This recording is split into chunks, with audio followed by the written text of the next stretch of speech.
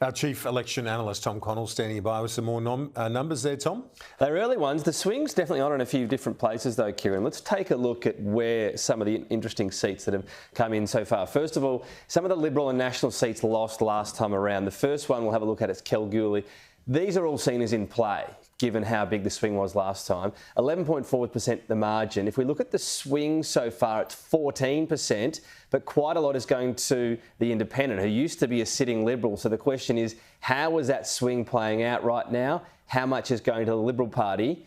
Well, right now, just enough. These are early figures on, but it does show a bit of that independent vote is leaking to Labor. So that's looking close on those numbers so far in Kalgoorlie. We might take a look at as well as Warren Blackwood. This is one is seen as extremely likely to go. You can see a three-way contest if you look at the major parties in terms of that swing, small margin of 2.4%, and the swing so far, well, Labor's holding on to its primary. The problem is we're seeing a big increase for the Liberals, and that Liberal national vote, the way it combines, and the Greens swing against them is the other thing that will hurt the Labor Party here. So far, again, 4% counted, so a reasonable amount. The swing towards the Liberal Party is probably a bit smaller than I'd expect, but for now it will be enough. It's too early on in that contest to call it, but it essentially means the Liberal Party for now is in the lead. We might go to one seat that's really swinging big.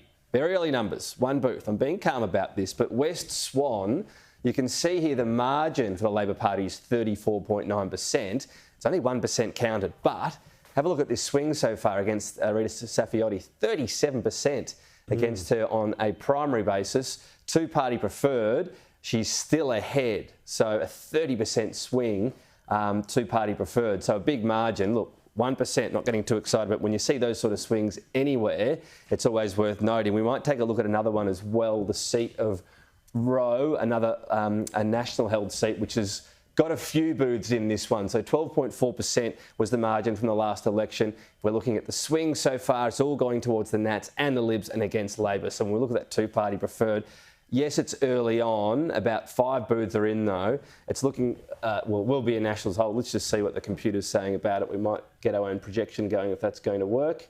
Doesn't seem to be playing ball with me. There we go. So that will be a National Party hold. No surprise there in Roe, because we've got about 5 booths, I say, come in so far. I'll look at one other seat, actually, because I saw this before. Labor held seat of Bunbury. You can see the margin's a big one at 22.5%. We do have 2% counted so far. And again, it's a pretty solid swing against the Labor Party. This wouldn't endanger them at all in this seat because you've got the Greens vote here. So we go two-party preferred on those numbers. It's a big swing against.